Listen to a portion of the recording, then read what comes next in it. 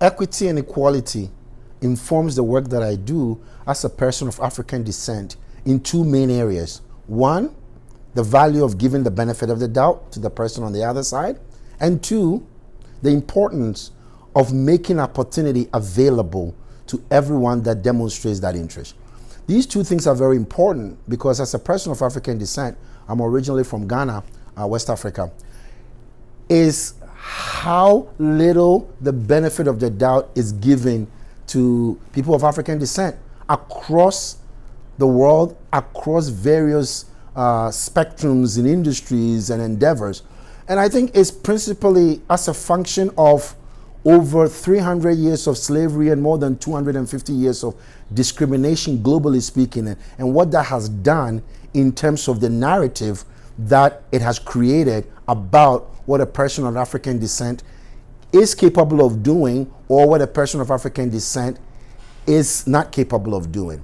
And so usually what happens is that without even people realizing that, you don't get the benefit of the doubt because there is already a preconceived notion of what you are capable of doing or what you're not capable of doing. And I tell a very interesting story of when I was in college and I offered to be on the track team. I went to a liberal arts college in Wisconsin, and the coach was so excited about me being on the track team because I think in his mind, he's thinking, this guy's from Ghana, he must be a great athlete. The reality was, I was terrible.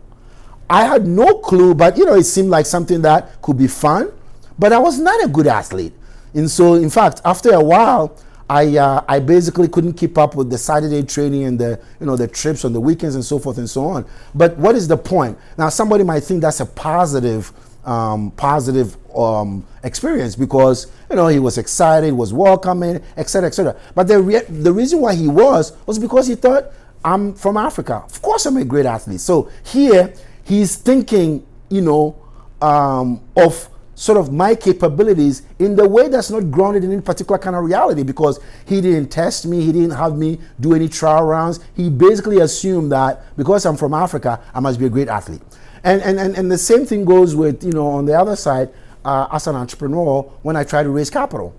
And many, many times I'm sitting across the table from a capital source, and you can tell when I try to tell them about all the things that I've done, that somehow there is this specter of sort of disbelief because they are thinking, how is this guy from Ghana, US citizen, Brazilian resident, entrepreneur, how is that all kind of possible? I see it go through their eyes, right?